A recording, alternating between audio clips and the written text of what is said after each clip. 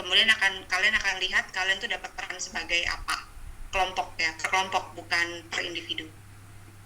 Kelompoknya kembali ke kelompok yang satu kelompok 5 atau 6 orang itu gitu ya, bukan kelompok untuk UAS.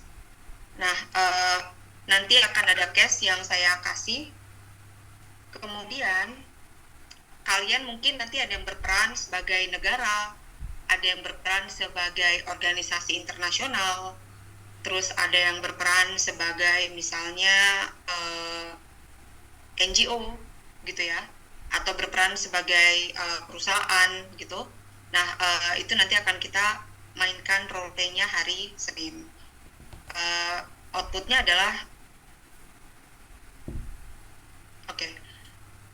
Rehan, outputnya adalah saya ingin melihat sejauh mana kalian bisa mengimplementasikan teori-teori dan pemahaman kalian terhadap hukum laut internasional pada khususnya dan hukum internasional pada umumnya. Nah, jadi ini kan semester ini adalah semester terakhir kalian bertemu dengan mata kuliah HI.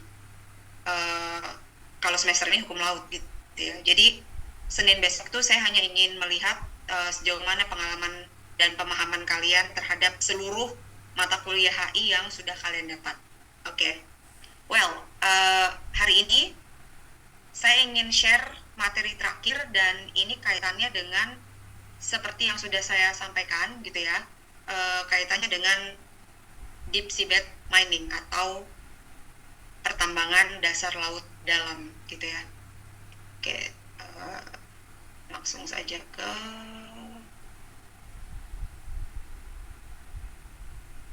what is it? Oh my god, where is it? Sebentar ya, coba diulang lagi.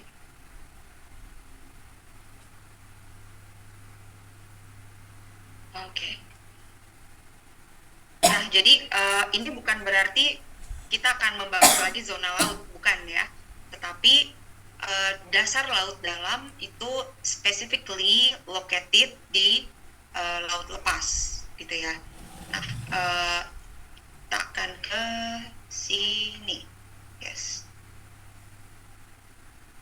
Oke. Nah, kalau kalian masih ingat, wilayah laut itu kan ada yang jatuh ke dalam kedaulatan mutlak suatu negara, ada yang jatuh ke dalam hak berdaulat suatu negara. Nah, di luar itu adalah laut lepas, HISIS, ya. Laut lepas adalah suatu wilayah laut yang tidak diklaim oleh negara manapun, artinya dia bebas, gitu ya, tidak jatuh atau tidak tunduk pada yurisdiksi negara manapun. Nah, di laut lepas, kalau kalian ingat beberapa waktu yang lalu, kita sudah sedikit menilik aktivitas atau kebebasan seperti apa yang bisa dilakukan oleh negara di zona laut lepas. Salah satunya adalah perikanan, gitu ya. Kalian juga mungkin masih ingat yang namanya RFMO, Regional Fisheries Management Organization, di mana setiap negara yang mau mengakses sumber daya perikanan di laut lepas, yang mana kan ikannya itu kan kebanyakan ikan yang beruaya, dia bermigrasi jauh gitu ya, maka setiap negara yang mau memancing ikan itu dia harus join lembaga internasional yang namanya RFMO gitu ya, kalau kalian masih ingat. Nah, selain akses sumber daya hayati di laut lepas, sama seperti landas kontinen, kalau kalian masih ingat ya, zona laut yang bisa berada di dalam teritorial suatu negara itu kan salah satunya juga landas kontinen. Landas kontinen di dalam teritorial suatu negara itu biasanya digunakan untuk pertambangan gitu ya, atau minyak bumi seperti itu. Nah, kalau di laut lepas juga ada, namanya adalah deep seabed, ini ya, deep sea.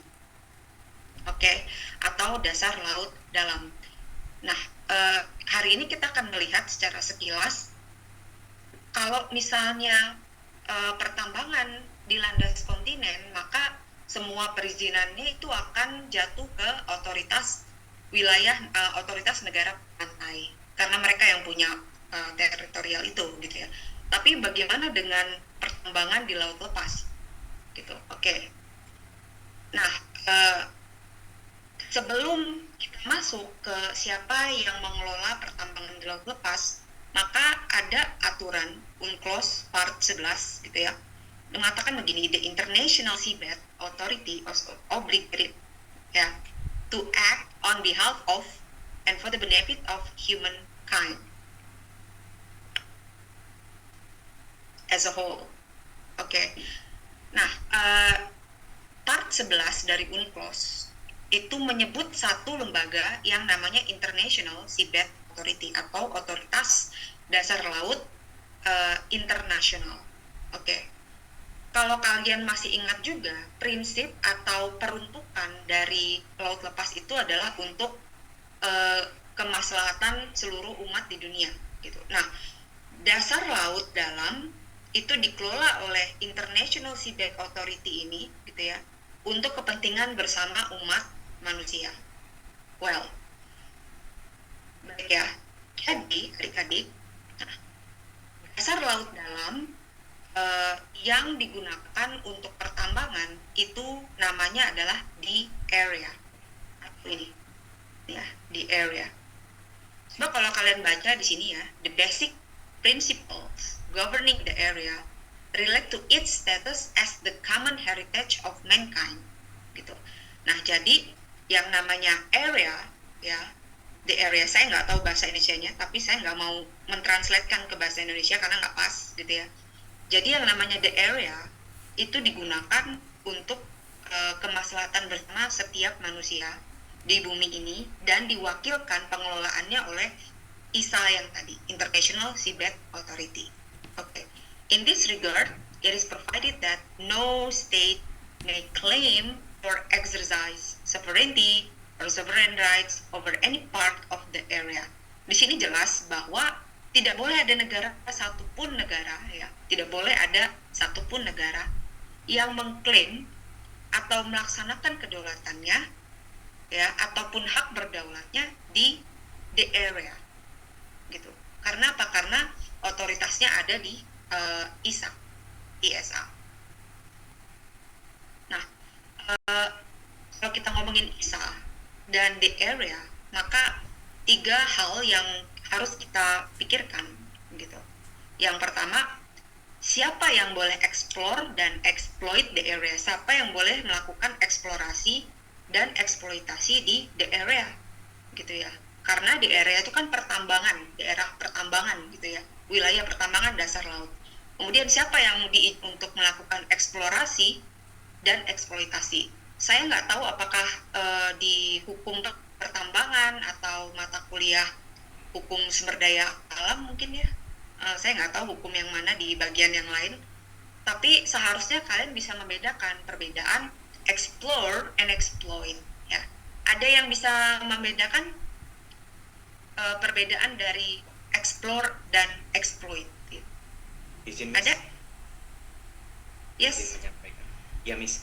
Ini menurut sudut pandang saya, kalau misalnya eksplorasi itu merupakan suatu kegiatan untuk menganalisis kandungan-kandungan sumber daya alam yang ada di daerah tersebut, yang nantinya secara potensial itu bisa memasuki ke tahap berikutnya, itu eksploitasi.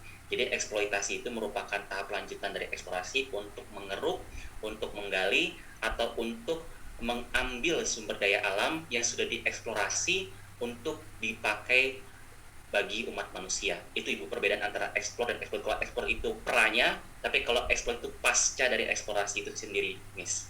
Terima kasih. Yeah. Very good.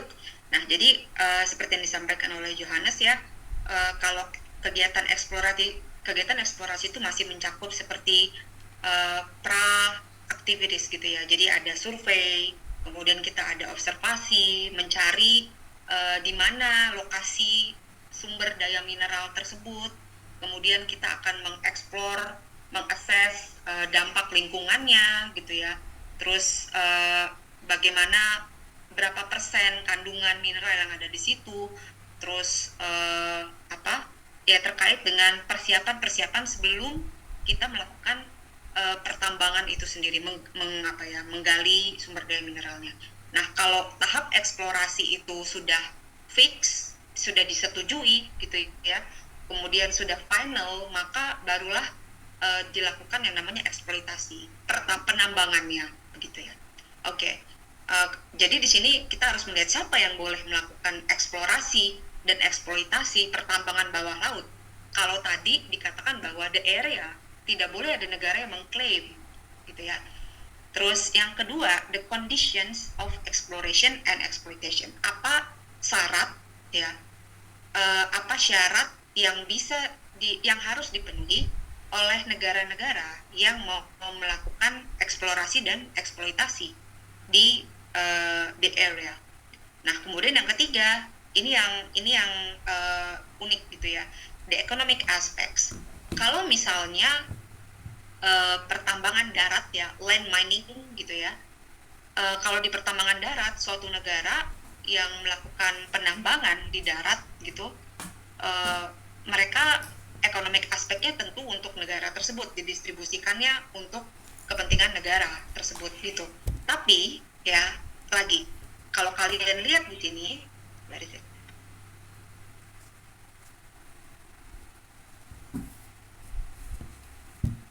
nih, kalau kalian lihat di sini, prinsip dari the area itu adalah kegunaannya untuk benefit of all mankind, keuntungan atau seluruh keuntungannya itu dirasakan oleh seluruh masyarakat di bumi gitu. Jadi the economic aspect ya dari pengembangan dasar laut dalam itu juga harus di-share, bukan hanya negara yang melakukan aktivitas pertambangan gitu. Nanti di UNCLOS setelah part 11 kalian akan menemukan yang namanya benefit sharing gitu. Jadi dalam pertambangan dasar laut itu ada prinsip benefit sharing yang mana negara maju gitu ya yang melakukan pertambangan dasar laut, hasilnya itu harus di-share kepada negara-negara yang belum mampu untuk mencapai kegiatan pertambangan bawah laut. Di-share itu maksudnya bukan dapat nih misalnya nikel gitu ya dari dasar bawah laut dalam, kemudian mentah-mentah di-share, bukan ya. Jadi itu bisa banyak macamnya gitu, mungkin perjanjian perdagangan atau misalnya Jepang misalnya yang menambang nikel, dia akan memiliki perjanjian dengan Kongo misalnya atau Antigua gitu ya untuk melakukan pengolahan di sana gitu. Atau misalnya Jepang mengekspor nikel tersebut dan keuntungannya akan di-share ke negara-negara berkembang, misalnya seperti itu. Nah, ini adalah prinsip yang unik dari pertambangan dasar laut dalam. Namun, kalau kalian googling gitu ya, sampai saat ini tuh itu belum jelas batasan dari benefit sharing deep seabed mining. Bagaimana technical atau practicality benefit sharing dari suatu negara yang berhasil melakukan pertambangan dasar laut ini, dan apa jaminan bahwa negara-negara berkembang atau negara-negara miskin lain itu mendapatkan economic benefit dari pertambangan dasar laut ini masih blur gitu ya. Well, oke, kita akan lanjut sini. Jadi peraturan yang specifically mengatur pertambangan dasar laut dalam itu ada di part 11 ya, mulai dari artikel 145. Ini kaitannya dengan kewajiban untuk melindungi lingkungan laut. Oke, coba kalian lihat di sini ya, ini kenapa ya. Oke. Nah, ini merupakan tahap ya eksploitasi gitu ya. Bahkan juga sebelum eksplorasi gitu ya. Necessary measures shall be taken to ensure effective protection for the marine environment from harmful events gitu, and the prevention of damage to the flora and fauna of the marine environment. Nah, ini sangat berisiko sekali. Jadi adik-adik kalian bayangkan kalau misalnya di pertambangan darat gitu ya, kita melakukan survei atau observasi gitu ya, atau penelitian pendahuluan apa saja sumber daya alam yang lain atau sumber daya hayati, flora, fauna yang mungkin terganggu ketika pertambangan itu dilakukan, itu bisa diprediksi. Namun kalau di dasar laut dalam ya, kita nggak tahu gitu ya, ada makhluk-makhluk apa, ada flora seperti apa, ada fauna seperti apa di dalam dasar laut tersebut gitu kan. Tetapi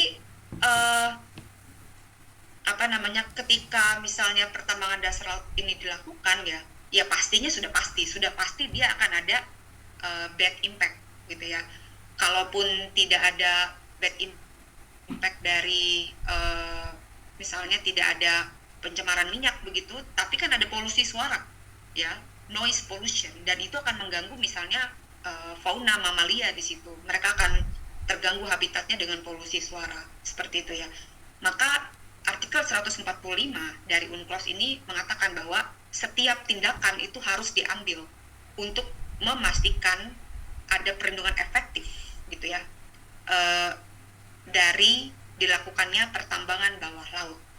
Oke. Ini sudah. Nah, sekarang kita ke sini ya. Mungkin dibaca dulu karena ini bahasa Inggris semua ya.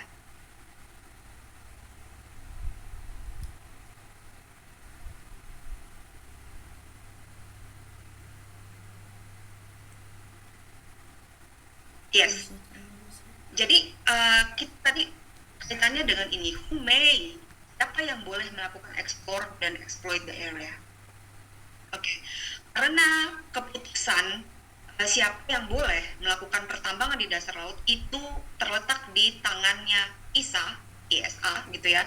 Maka kemudian menjadi pertanyaan gitu, syarat seperti apa yang menjadi referensi ISA untuk mengatakan yes or no terhadap negara yang mau melakukan pertambangan bawah laut gitu. Coba kalian lihat di poin kedua, all countries have equal opportunity to mine and or become a sponsoring state. Jadi mekanisme, kalian nanti bisa baca lengkapnya ada di pasal part 11 UNCLOS ya.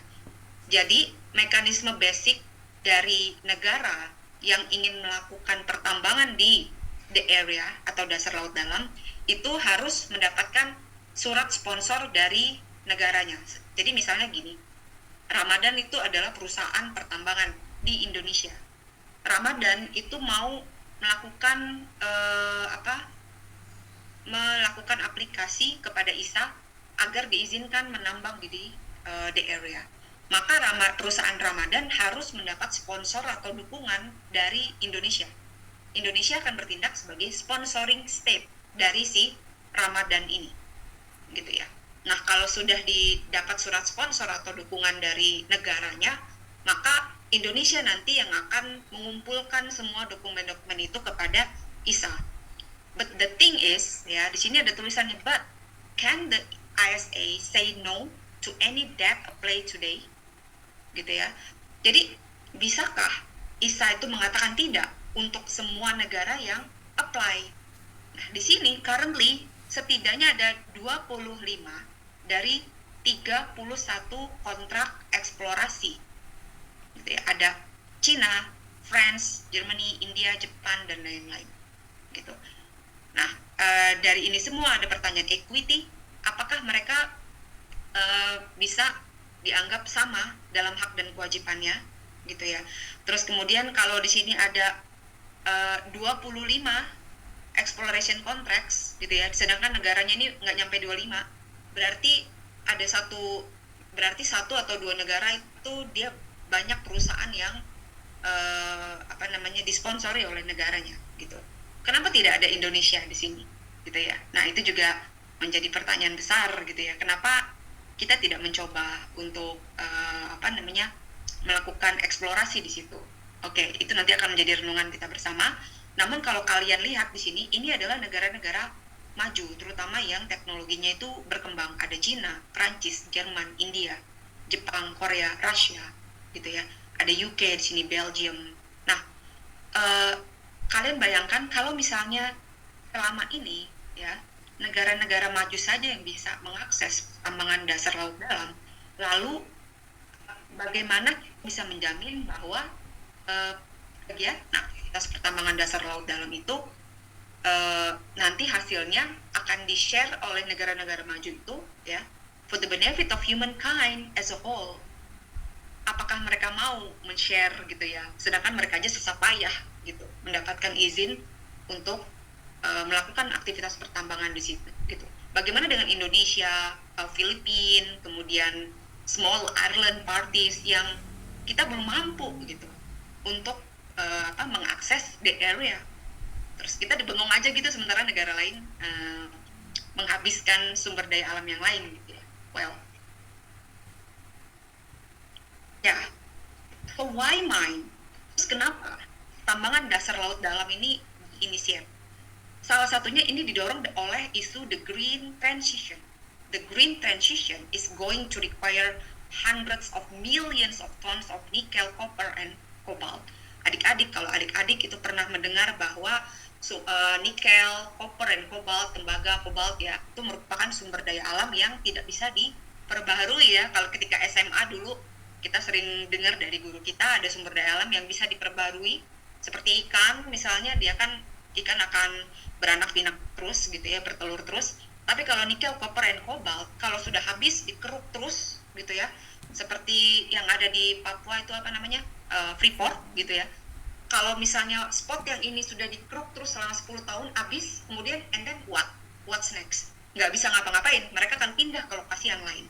Nah, because the happening issue nowadays adalah dunia itu menyuarakan pergantian energi ke energi hijau, the green transition gitu.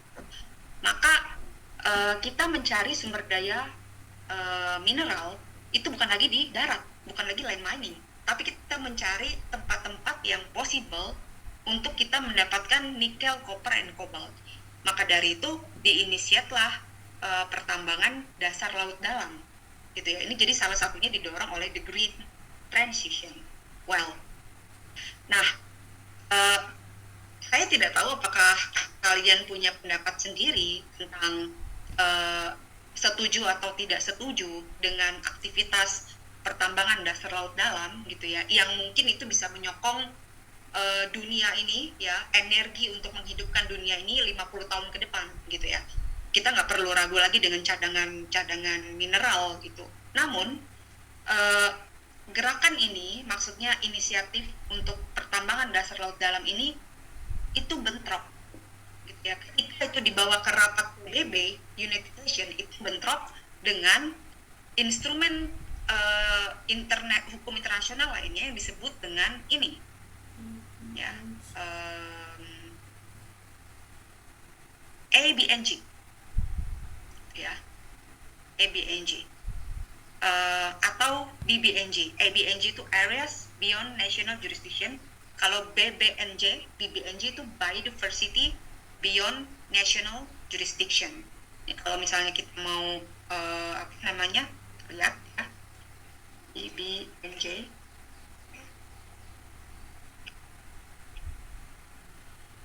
This one.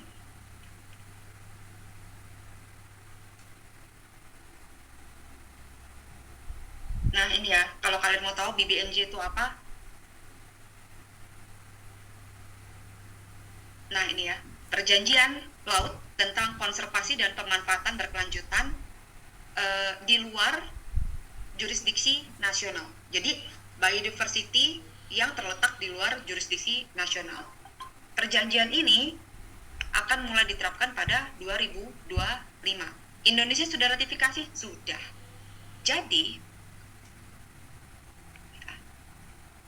Jadi kalau misalnya BBNJ atau Biodiversity Beyond National Jurisdiction Agreement itu diberlakukan tahun 2025, maka kegiatan pertambangan dasar laut dalam itu mungkin akan bentrok gitu ya, karena kan mereka pasti akan berpotensi merusak biodiversitas laut gitu, walaupun kepentingannya untuk mensupport cadangan mineral dunia gitu. Nah ini juga isu yang sangat bagus, bagaimana BBNJ itu akan bentrok gitu ya dengan aktivitas ISA di the area. Oke, kita lanjut ke ini. Yes, ini yang saya katakan tadi ya, bahwa ini ya, on the one hand the BBNJ agreement ya, implementing agreement for the conservation and sustainable use of marine biological diversity. Gitu. On the other hand, gitu ya. On the other hand, ada yang namanya ISA Mining Code, gitu.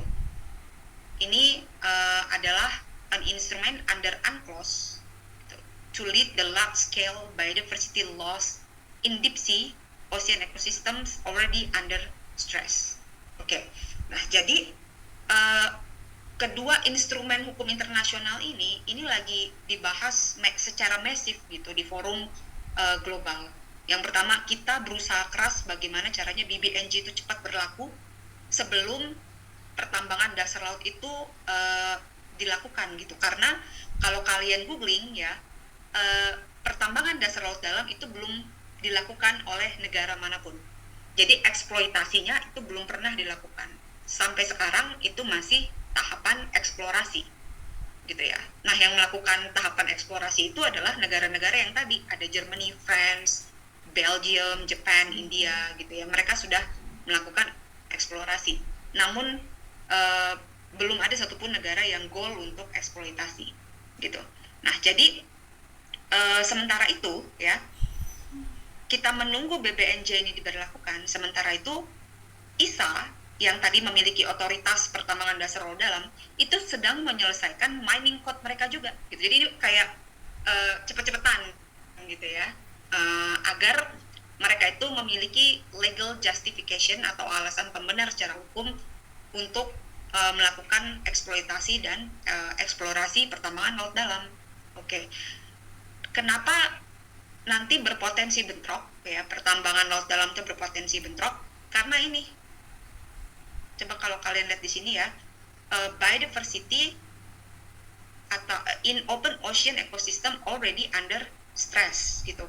Nah, dengan isu climate change, kemudian pollution, sampah plastik secara global gitu ya, ditambah lagi nanti kita akan melakukan pertambangan dasar laut dalam. Bayangkan berat sekali bumi ini menanggung beban gitu ya.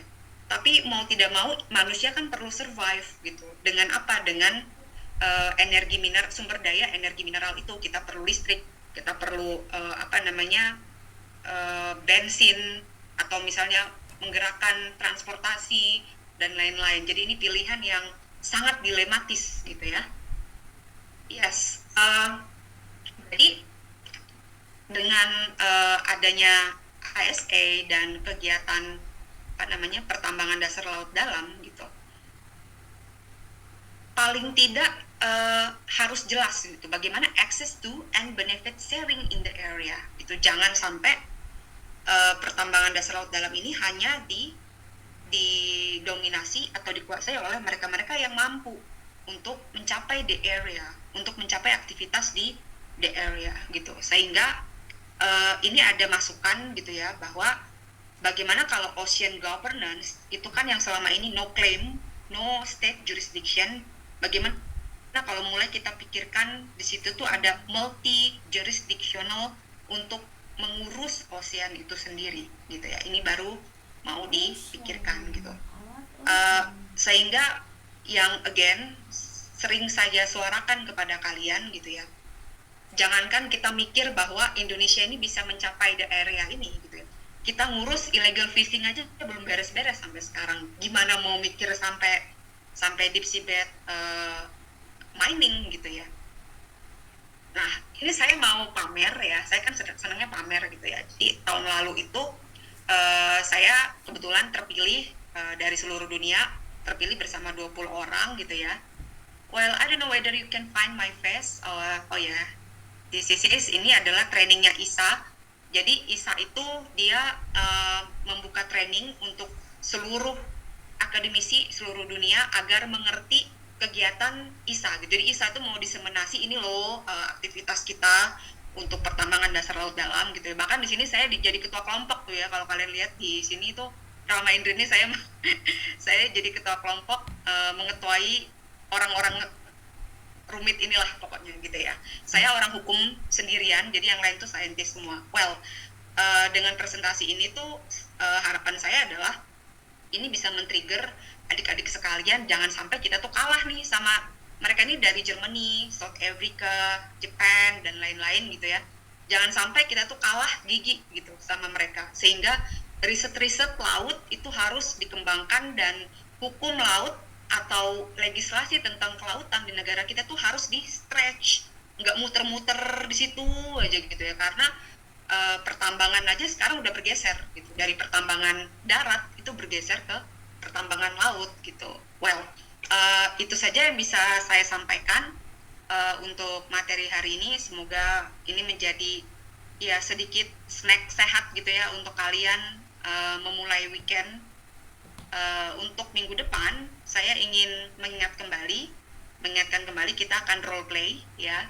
Saya belum memfikskan bagaimana kasus yang akan kita mainkan di hari Senin nanti, tapi kalian semua harus bersuara gitu ya. Bisa nanti kasusnya pertambangan bawah laut ya, bisa nanti kasusnya misalnya sengketa pulau antar negara misalnya gitu, dan kalian akan berargumentasi sesuai dengan peran kalian masing-masing.